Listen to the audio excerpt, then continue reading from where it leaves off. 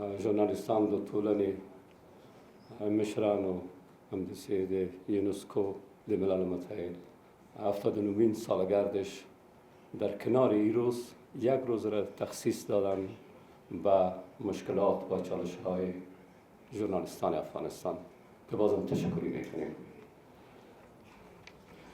نخست به نمایندگی از شما عزیزان میخواستم یک پیام تبریکی را خدمت سازمان ملل متحد و همکاران عزیز حاضر در مجلس تقدیم بدارم.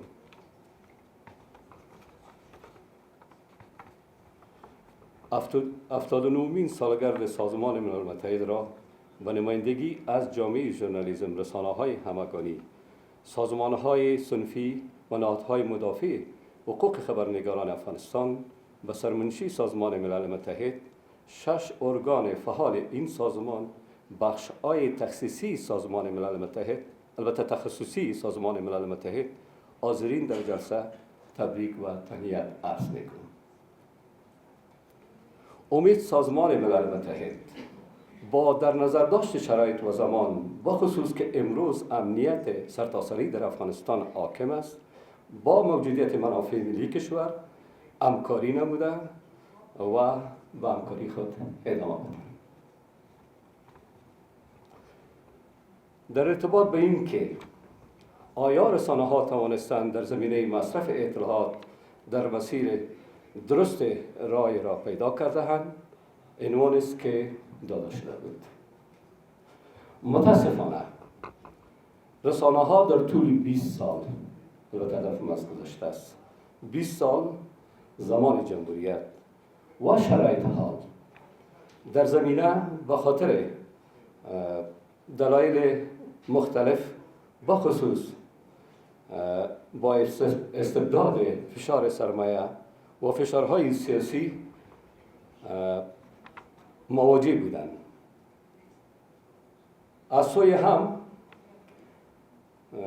در طول 20 سال نه دولت و نه رسانه پالیسی جامعه داشتند که در حقیقت در شرایط گذشته و حال در یک ابهام قرار دارند.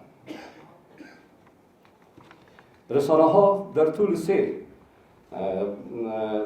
سه سال که البته گذشت با در نظر داشت شرایط و زمان و همچنان متکی به اصول و معیارهای ژورنالیسم فعالیت گسترده را داشتند، با آنکه از دید اقتصادی دچار بسیار مشکل بودند. رای منطقی این است که نظام سیاسی، خبرنگاران، رسانه‌های همگانی در یک تفاهم و همسویی با در نظر داشت منافع ملی کشور مسیرشان را در زمینه مشخص نمایند و در امر اطلاع رسانی گام‌های استوار را بردارند. خوشبختانه رسانه افغانستان با آمدن تحول در افغانستان بازم با وظایف خود ادامه دادند، گرچه ما قانون رسانه همگانی را که فعلا در حالت توشیح است و همچنان قانون دسترسی به اطلاعات را فعلا نداریم و ما تلاش کردیم که و تلاش تمام نهادها، کمیسیون تخلفات و شکایت رسانی در تلاش هستیم که چطور ما بتونیم کمیسیونی را ایجاد کنیم، خصوصا کمیسیون دسترسی و اطلاعات در افغانستان. برمیگردیم با موضوعات مهمی که چالش ها سر راه ما وجود دارد. در گذشته هم وجود داشت. در گذشته هم البته در طول 20 سال قانون داشتیم در روی کاغذ مانده بود. خبرنگارا از این ناحیه نهایتاً دسترسی به اطلاعات شکایت داشتند. اما در شرایط حال که ما طرف قرار نگیریم که یک خبرنگار باید به طرف باقی باره، آنچه اصول بین‌المللی حکم میکنه. در شرایط حال ما در طول 3 سال دیدیم که سال اول چه حالتی وجود داشت، در سال دوم چقدر گراف پایان آمد، برخوردهایی که وجود داشت، عدم دسترسی که وجود داشت، یعنی سخنگوی‌ها به وجود آمد، در کنارش فشارهای وجود داشت که باید پاسخ بگوید به خبرنگارا و این را هم بگوییم که خود به خود اگر تو یک ذره مسئله عوام پیشکش کنیم، اگر یک کوچکشی کنه یک فامیل هم یک مشکلات را یک مدت زمان مشکلات را در قبال داره که باید یکی یک تعاون به وجود میه معلوم دار است که باید موضوع یک مملکت است، مشکلات خود در قبال داره و ما نظر به 3 سال امروز میبینیم که فشارهایی که وقتی خبرنگارا در قسمت دسترسی به اطلاعات شکایتی دارن انعکاس میافته و تلاش‌های جریان دارن. چیزی که در طول 23 سال ما او را تحقیق کردیم اقتصاد است. بعد از تعاون البته تعداد ژورنالیست ها رفتن به خارج نظر به هر هدفی که داشتن. خب ژورنالیست های موجود ما، رسانه ها البته چون در گذشته ها دونرهای خارجی کمک میکرد و حال دونرهای خارجی یک اندازه کمتر توجه کردن.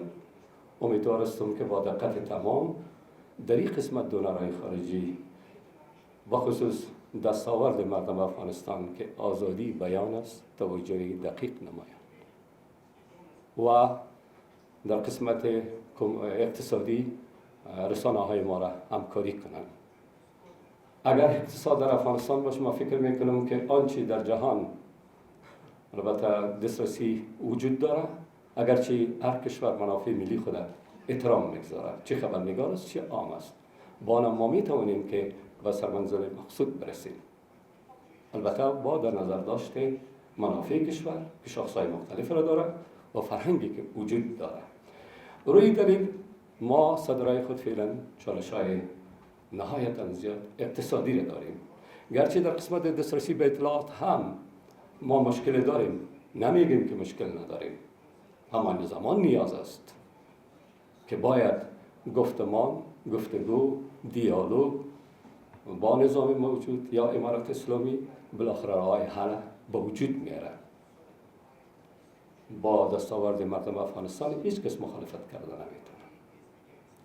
بناهن از دید جهانی هم اگر ما با بحث بگیریم، خوشبختانه رسانه های افغانستان با خصوص خبرنگاران که یک نکته بسیار قابل توجه را ما در 23 سال که همیشه تلاش کردیم، من رئیس ژورنالیست کوچک که باید براتون بگویم خبرنگار است که رسانه است. اگر خبرنگار نباشه رسانه هیچ کار کرده نمیتونه. آنچه تعریفی داره که وسیله انتقال پیام لازم و ملزوم یکدیگر هستند. روی دلیل یعنی ما باید به خبرنگاران عزیز ما هرچ قایل شدیم، چه حکومت افغانستان است چه جامعه بین‌المللی است، باید در صدر قضیه قرار داره. 23 سال ما شاهد تلفات، تهدید، همه گپ‌ها بودیم. پس خبرنگار است که این رسانه را به چرخش میاره.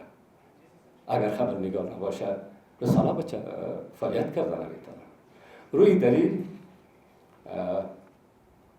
آنچه تحقیقاتی که صورت گرفته، طبعا ما انتظار قانون رسانه ها توشیش داریم و قانون دسترسی به اطلاعات و کمیسیون هم امیدواریش داریم و مشکلاتی که زیادتر نهایتاً خبرنگاران در حالت بیکاری و رنج و امنیت روانی قرار دارن چیست؟ اقتصاد است. و اگر اقتصاد با دقت تمام نه در طول 23 ساله که 20 ساله که گذشت از طرف جامعه بین‌المللی دونرهای خارجی یعنی دقت تمام صورت بگیره، ما فکر میکنم که جامعه ژورنالیسم در افغانستان به یک مرحله بهتر خواهد رسید. پس ما دیدیم دوستان خارجی ما خفه نشد.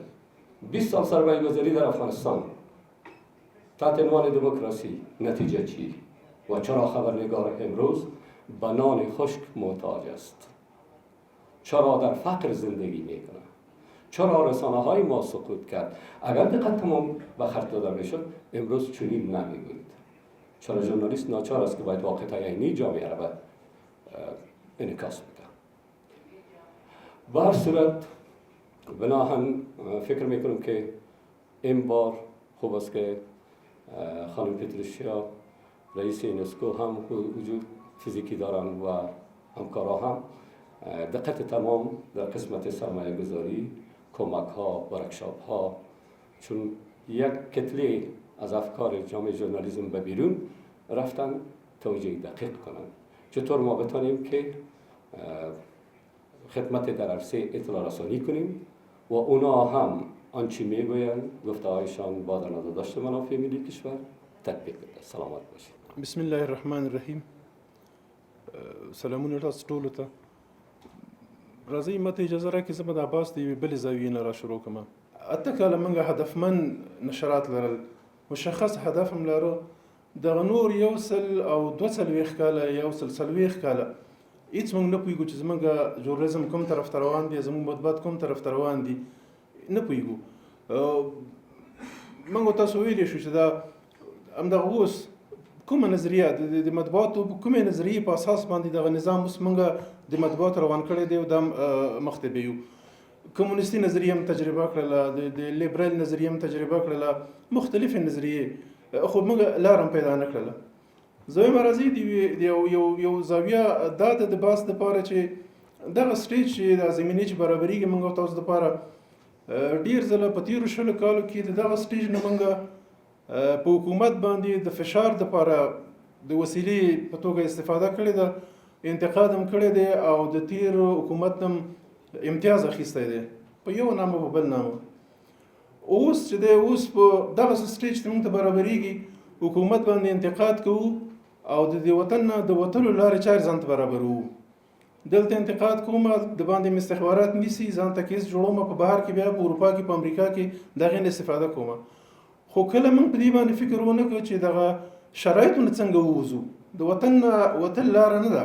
که د وطن نه وتل لاره وای نو په لسګونو ژورنالیستان وتلي دي، خو اوس هم بارګزی صاحب وایي چې ژورنالیست وچ ډوډۍ ته حیران دی. د دې شرایطو نه د وتلو لار څه ده؟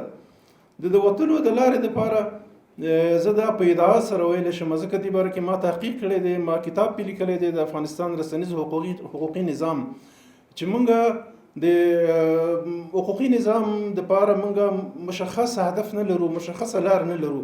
څو پورې چې هغه لاره موږ پیدا نه کړو، هغه هدف موږ پیدا نه کړو، دغه مسایل نه حل کېږي. بس همدغه انتقادونه به وي او د حکومت د خوا نه به نیول وي او بندي کول به وي او لار به پیدا نه شي. ګوره زه یو مثال تاسو ته وایم، یو ډاکټر ته چې سړی لاړ شي نو ډېر جدي تکلیف لري، د زړه تکلیف لري، شوګر لري، ډاکټر ورته درمل هم ورکوي، خو ورته وایي چې په څنګ کې به پرهیز هم کوي، غوړ به نه خوري، مالګه به نه خوري، سپورټ به کوي، دا به کوي، دا به کوي. که ناروغ د ډاکټر خبرو ته اعتنا ونه کړي، په ځان باندې فشار را نه وړي، خپل ځان عیار نه کړي، هغه کوم شیان چې ورته ښودل شوي دي هغه مراعات نه کړي، یوازې درمل که خوري فایده ورته نه کوي، هغه بیا ساید افیکټس هم لري. زمونږ او ستاسو د اوسنی چلند د نظام سره دا معنی لري چې موږ پرهیز نه کوو او یوازې درملو باندې اکتفا کړې ده، هغه بیا ساید افیکټس هم لري. دویم راځئ داسې وکړو، د حکومت سره د بحث ورننوتو دپاره، د یو ډسکورس د ورننوتو دپاره له ځانه شروع وکړو. موږ څه کړي دي، موږ څه شی لرو. راځئ اول خپل ځان نظاممن کړو. دغه جامعه، دغه ژورنالیستي جامعه چې زموږ ده، د ژورنالیستي ټولنه چې ده، موږ په خپله یو نظام کې نه یو شامل. ځان دپاره یو نظام جوړ کړو. کله چې نظام برابره کړو، چې جوړ کړو، بیا د سیاسي نظام سره بحث ته ورداخلېدی شو. بیا به سیاسي نظام موږ د یو شخصیت په حیث باندې ومني. اوس موږ د یو ټلویزیون حکومت چې موږ مخاطب کوي، د یو ټلویزیون په نوم، د یو ژورنالیست په نوم، د یو مخرب ژورنالیست په نوم، د یو باغي ژورنالیست په نوم، د نظام په نوم موږ سره هغه نه کوي، بحث نه کوي. او دا زموږ خپله ستونزه ده. زما وړاندیز دا دی چې راځئ موږ او تاسو مخکې له دې چې په حکومتونو باندې نیوکې وکړو، مخکې له دې چې د حکومت نه څه وغواړو، خپل ځان باندې خپل ځان سره محاسبه وکړو او خپل ځان نظاممند کړو. د نظام نه وروسته بیا موږ بحث ته داخلېږو. د نظام جوړېدو دپاره زه 4 ډېر مشخص وړاندیزونه تاسو ته لرم. دلته د فدراسیون دوستان هم شته دي، د اتحادیې هم شته دي او د رسنیو خلک هم شته دي. که موږ غواړو چې یو قانوني، یو حقوقي، یو مسؤول رسنیز نظام جوړ کړو، چې د هغې هدف بیا موږ د سیاسي نظام سره خبرو ته ورداخل شو او د هغوی سره بیا موږ خبرې وکړو. 4 هغه زه لرم، درته 4 وړاندیز زه لرم. د یو دقیق نظام د جوړولو دپاره 4 مؤلفې دي. متاسفانه هغه موږ تاسو اوس نه لرو، نه مراعات کوو. اوله مؤلفه یا اول عنصر د ژورنالیستانو تعهد دی. متحد ژورنالیست موږ یوازې ته نه وو چې په سټیج باندې ودرېږو ملي منافعو ته زه احترام لرم، مقدساتو ته زه احترام لرم، نه دا معنی نه ده. متحد ژورنالیست دې ته وایي چې زه د خپل مسلک سره زه څومره تعهد لرم. ما دغه شخصیت، دغه ژورنالیستي شخصیت چې ما جوړ کړی دی په جامعه کې چې زه په دغه شخصیت باندې پیژندل کېږم، د دغه شخصیت د ساتلو لپاره زه څه باید وکړم؟ دغه شخصیت زما د لاسه که ځي ما ته بیا څه پاتې کېږي؟ یو متحد ژورنالیست د خپل اول د خپل مسلک سره، بیا د خپل شخصیت سره، بیا د خپل مخاطب سره، د خپل اډینس سره، بیا د هغې رسنۍ سره چې دی ورسره کار کوي، دغه ټول اړخونو باندې سړی فکر وکړي. دغه تعهد موږ تاسو په پام کې له ځان سره ونیسو. ګوره زه مثال درته وایم، موږ په دغه انډیا ټي وي خو حتما تاسو ټول ګورئ، هلته یوه خپرونه ده د آب کی عدالت په نامه باندې. آب کی عدالت دغه څو میاشتې مخکې د هغې خپرونې 22مه کلیزه لمانځل کېدله. تاسې باور وکړئ چې د صدر اعظم نه نیولې تر فلم سټارز پورې، تر صنعتکارانو پورې ټول ورته راغلي وو. او هر یو چې دغه خپرونې باره کې خبرې کولې هغه به دا ویل که فلم سټار به و، که صنعتکار به و، که مذهبي مشر به و، که سیاستوال به و، که د پارلمنټ غړی به و، هغه به ویل زما یوازینۍ هیله دا ده چې زه په آب کی عدالت کې میلمه شم. موږ داسې خپرونه لرو. ټول هندوستان چې ازادي اخیستې 1940 نه اوسه پورې تقریبا 80 کاله یا څه کم 80 کاله کېږي. خو زه ورته چې ورځپاڼه لرو 150 کاله کېږي. زه ورته چې ټلویزیون لرو تقریبا تر 80 او 90 کالو زیات کېږي. داسې خپرونه لرو چې یو څوک دې وایي چې زما تر ټولو لوی ارمان دا دی چې په دغه خپرونه کې زه میلمه شم. زموږ خپرونې خو همدغه دي چې سره وهل ټکول کوي، یو بل توهینوي، یو بل سپکوي. دا خپرونې په ځان باندې کله فکر کړی موږ که نه دی کړی. دوم شی دی اصولي اخلاقي تګلارې دي. موږ اصولي تګلاره او ژورنالیستي کوډونه موږ لرو. کوم ځای کې لرو؟ ازادي خو چې تعریف کړې ده هغه هم د برټانیې د یو کتاب نه راخیستې ځان ته تعریف کړې ده. د مطبوعاتو د تاسیس اصول هم چې هغه هم د یو بل کتاب نه راخیستې دي، د یو خارجي هغه هم راخیستې دلته هم ځان دپاره لیکلي دي. دغه د رسنیزې مؤلفې موږ ځان ته پخپله تعریف کړي دي، نن دي تعریف کړي. بل اصل چې دی د هغه دپاره زه لنډ وایم چې وخت کم دی. بل اصل د سیاسي نظام سره زمونږ رابطه ده. دغه سیاسي نظام اوس ګورئ یو هغه ځمکنی واقعیت دی. ټوله دنیا یې مني چې په افغانستان کې دغه نظام راغلی دی. موږ هم باید ومنو او منل هم دی چې دغه نظام تر بیرغ لاندې ژوند کوو، د دغه نظام سره غونډه جوړو، اجازت یې اخلو، په تګ راتګ کې ورسره رابطې کوو. خو دا منل دي. خو بیا په خبرو کې بیا نه منو. په خبرو کې بیا څه وایو؟ بیا انتقادونه پې کوو. راځئ د نظام سره رابطه خپله جوړه کړو. د نظام سره رابطه په تملق باندې، په چاپلوسۍ باندې، د یو د بل په توهین باندې او په دې باندې نه، د نظام سره مسلکي رابطه باید جوړه کړو. د نظام سره موږ حسابي رابطه باید جوړه کړو. خپل ځان ثابت کړو ورته چې زه یو مسلکي کس یم. ما سره په کومو مسایلو باندې بحث کوي، په کومو مسایلو باندې زه او ته سره جوړېدی شو، هغه ارزښتونه سره مشخص کړو. ارزښتونه کوم دي؟ زه فکر نه کوم چې د اطلاعات کلتور وزارت یا مثلا یو بل اداره شخصي د موږ نه وغواړي چې ته شخصي زما دپاره یو وزیر یا یو چارواکي شخصي زما دپاره ته کمپاین وکړه. هغه معیارونه، هغه ارزښتونه سره معلوم دي. هغه موږ د کاغذ په مخ باندې راوړو، په هغې باندې موږ بحث وکړو او نظام جوړ کړو. بل اصل چې د قوانین دي د رسنیز نظام دپاره. په قوانینو کې موږ تاسو بحث چې کوو یوازې په دې باندې نه کېږي چې ما پیشنهاد وکړو چې د مطبوعاتو قانون باید جوړ شي. یوازې په دې باندې نه کېږي چې ما خواري کړې وه او زحمت مې ویستلی او په تېرو 20 کالو کې دغه قانون جوړ شو، دغه قانون جوړ شو. د قانون جوړولو دپاره موږ تاسو علمي، تخصصي او مسلکي بحث ورسره وکړو. موږ ژورنالیزم صرف دغه ته محدود کړی دی چې خبر بولټن نشر کو او یو څوک راوغواړو مصاحبې ته او بس زر ورسره خبرې ورسره وکړو، یو تود بحث جوړ کړو او خلکو ته انعکاس ورکړو چې یاره په دغه ټلویزیون کې خو ډېر زیات ګرم بحث کېږي او په ډېرو مختلفو مسایلو باندې بحث کېږي. دا یې حل لاره نه ده. په قوانینو دپاره حقوقي، مسلکي او تخصصي بحث ته ضرورت دی. کله چې موږ دغه 4 مؤلفې جوړې کړې چې متحد ژورنالیست، اخلاقي کوډونه، اخلاقي تګلارې د حکومت سره د رسنیزې ټولنې د رابطې هغه معیارونه دا مشخص کړل او بیا په قوانینو باندې بحث وکړو. د هغې نه وروسته موږ د یو نظام په حیث باندې د اوسني حکومت سره د راتلونکو نورو حکومتونو سره بیا موږ یو ډسکورس ته یو بحث ته ورسره ورداخلېدی شو. راځئ زه وایم چې په ډېرو انتقادونو باندې مسله نه حل کېږي، که حل کېدی وخته اوس دا مسله حل شوې وې. له ځان سره یو حساب وکړو د خپلې محاسبې له مخې که چېرته موږ او تاسو خپل ځان دپاره نظام جوړ کړو، خپل ځان دپاره ځان متحد کړو، د خپل ځان دپاره اهداف وټاکل، حکومت سره خبرې بیا ډېرې اسانې دي. حکومت سره په تخصصي لیول باندې بیا د علومو اکاډمي د ژورنالیزم انسټیټیوټ شته دی، د کابل پوهنتون د ژورنالیزم پوهنځی شته دی، په ولایتونو کې د ژورنالیزم پوهنځي شته دی، هلته متخصصین شته دی. تاسې د رسنیو خلک یوازې نه یې، تاسې خو صرف د پردې مخکې راڅرګندېږي د ژورنالیزم په باره کې عملي کار کوئ. د پردې تر شا په تخصصي برخه کې، په مسلکي برخه کې بیا ډېر دلته قوي، ډېر پخواني، ډېر منظم علمي بنسټونه شته دی. خو دا په هغه صورت کې کېږي چې یو ځل موږ او تاسو سره په خپل منځ کې کینو، دغه علمي بنسټونو ترمنځ، دغه رسنیو ترمنځ، دغه ژورنالیستانو، دغه فدراسیون، دغه ژورنالیستانو د اتحادیې په دغه ټول سره راټول شو او په یو پلیټ فارم باندې کینو، خپل یو ځان سره محاسبه وکړو. خپله محاسبه هم چې وکړه، د هغې محاسبې په رڼا کې خپل ستونزې را مشخصې کړلې، هغه خپل ستونزې رفع کړلې. د ستونزو د رفع کولو نه وروسته بیا موږ د حکومت سره بحث کولی شو. ګوره د حکومت نه موږ صرف غوښتنه لرو، یوازې غوښتنه دې کوو. که د تېر 20 کاله کې هم زموږ د حکومت نه غوښتنه وه، او که اوس ده زموږ د حکومت نه یوازې غوښتنه ده. خو موږ حکومت ته دا نه دی ویل چې موږ څه کوو، موږ څه کوو. زموږ کار یوازې د اطلاع رسول نه دی. د اطلاع رسول خو موږ داسې فکر کوو چې دا بس موږ په خلکو باندې رحم و کرم کوو چې معلومات ورکوو. دا خو هغوی ته موږ خپل حق ورکوو. دا حکم لوی کار نه دی. یو حادثه کېږي، یو پیښه کېږي، موږ د هغې خبر جوړو، خلکو ته نشر کوو.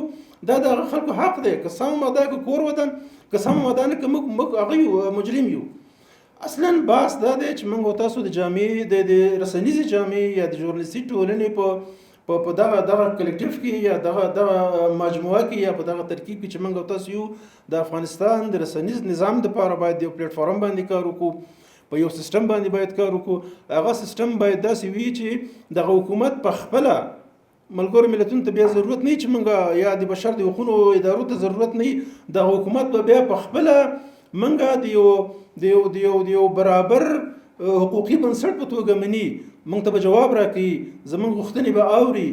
خو په هغه صورت کې چې موږ مسؤلانه حکومت یو رقاني شي چې دغه بنسټ په خپلو کارونو کې مسؤلانه مخ ته ځي، څه چې وایي هغه مسؤلانه وي. په ډېرو ډیموکراټیکو ټولنو کې موږ تاسو وګورو، هغلته هم نظامونه مستبد دي.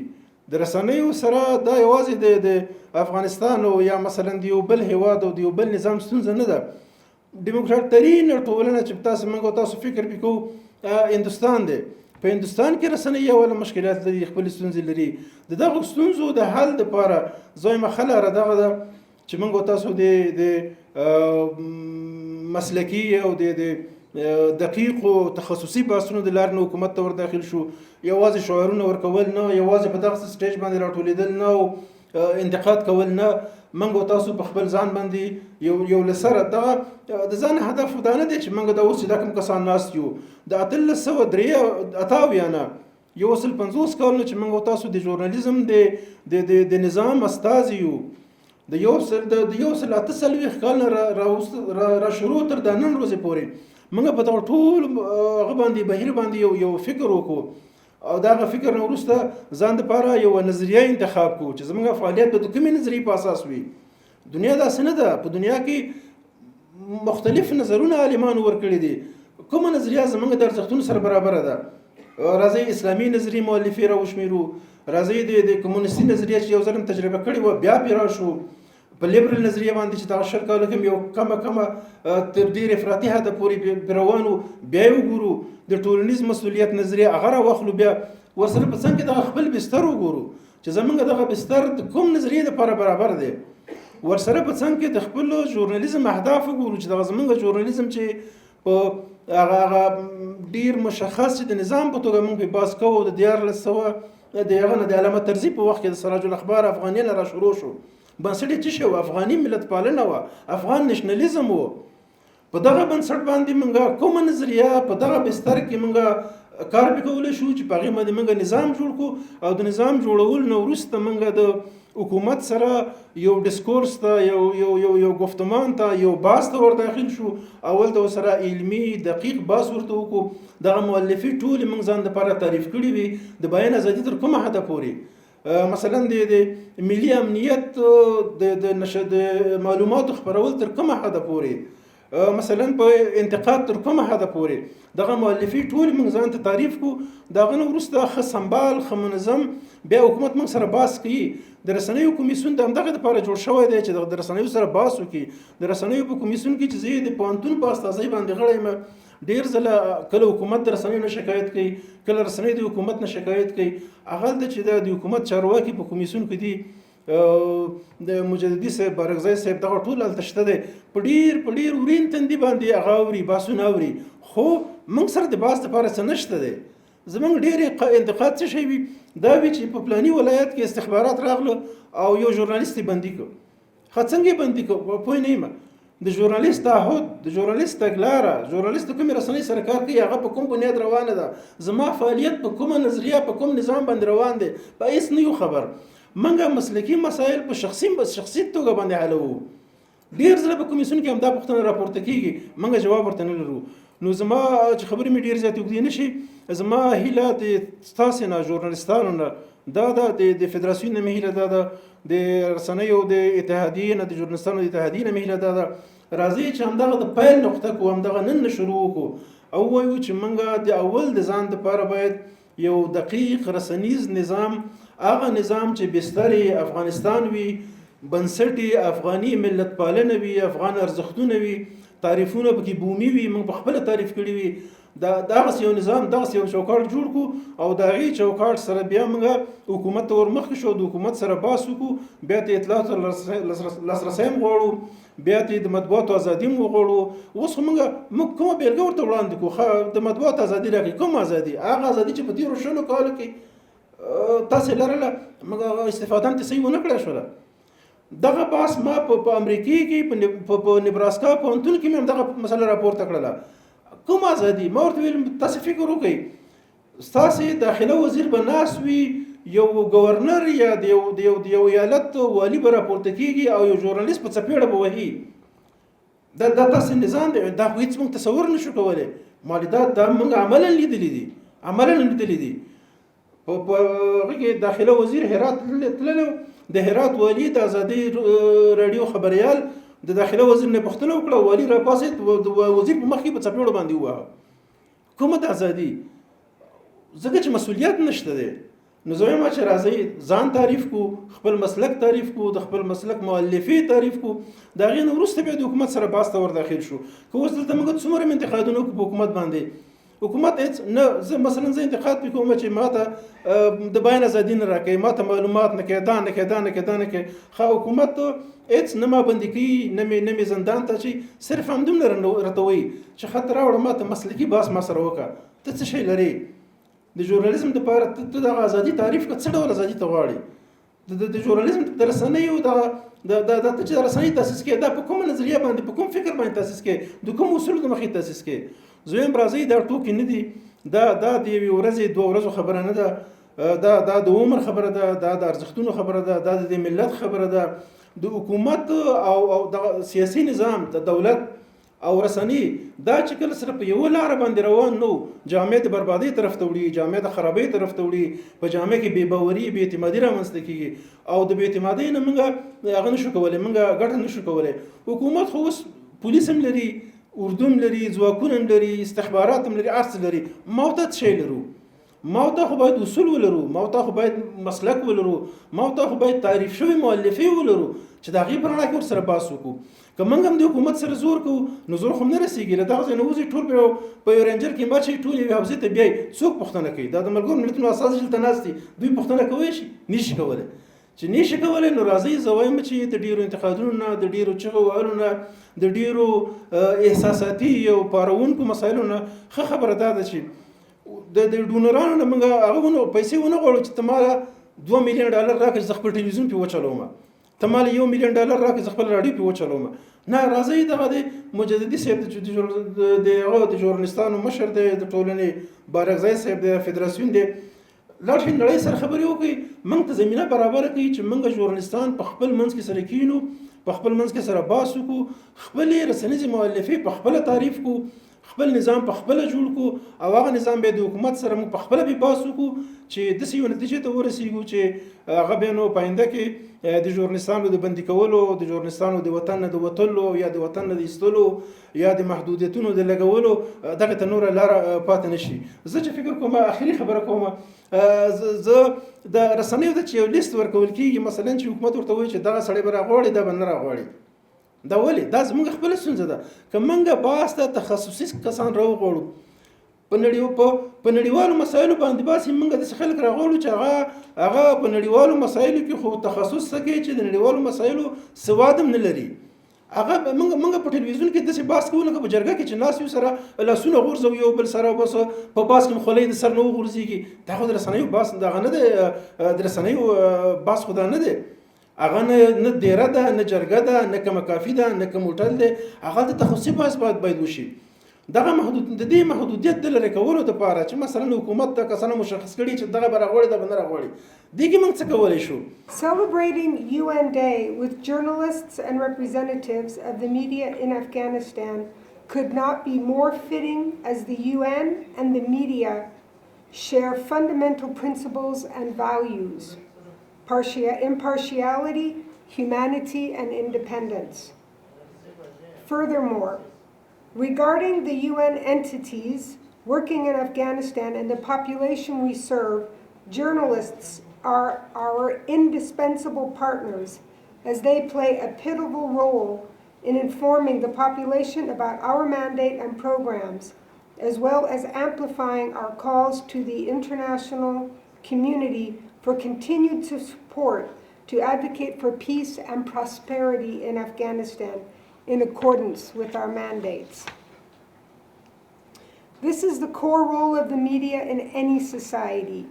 Media outlets are channels through which citizens communicate with each other, acting as facilitator of informed debate between diverse social actors, governors and governed, economic actors, cultural groups, etc., promoting the non-violent resolution of disputes. The media is a vehicle for cultural and social cohesion within member states. With power comes great responsibility and risk. And unfortunately, we have seen many examples around the world where the role of the media is distorted to promote diversions and divisions.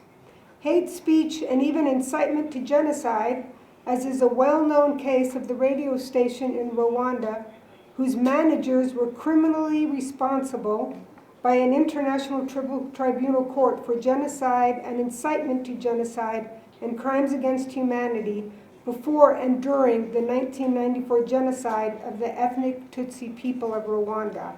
The internal division of labor within the United Nations system has delegated to UNESCO the responsibility of working through international cooperation to guarantee that freedom of expression is effectively ensured through a free, plural, independent, and diverse media system.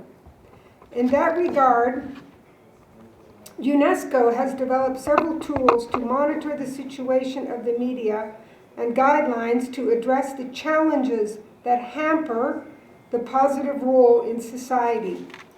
I invite you to follow me for a quick overview of the brief reflections on these current challenges.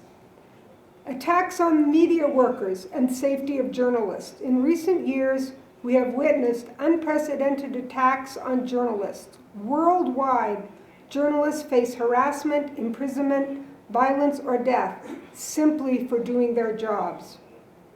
Journalists' imprisonment is at high records. Online violence and harassment spur self-censorship and sometimes physical attacks. journalists have also increasingly been attacked while covering protests by various actors, including both security forces and protest participants. According to the records collected by UNESCO's Observatory of Killed Journalists, 1,714 journalists have been killed since 1993. This year alone, the death toll is at 54. UNESCO's Observatory of Killed Journalists provides updated information on the killing of journalists and on the judicial status of condemned cases since 2006. It also provides public access to global-wide country responses to UNESCO's requests for information into the judicial status of ongoing and unresolved cases. Technical developments, such as social media and artificial intelligence. Social media and other digital platforms have empowered people all over the world to communicate, share information, and transform societies. But increasingly, these platforms are breeding grounds for disinformation, hate speech, and conspiracy theories. Studies show that engagement can often be prioritized at any cost. This leads to algorithms favoring the most controversial content because it triggers the most reaction. Social media and emergence of citizen journalism has blurred the line between journalism and activism, but at the same time has highlighted the importance of independence and ethical journalism. In this regard, UNESCO has led a global dialogue to develop guidelines for governments, regulatory bodies, and digital companies to combat hate speech and misinformation. Furthermore, UNESCO has developed a handbook for journalists which outlines the nature of journalism, importance of facts, causes of information disorder, media and information literacy as a tool to fight disinformation and misinformation, fact-checking tools, social media verification, and how to fight online abuses. Deteriorating working conditions and job loss.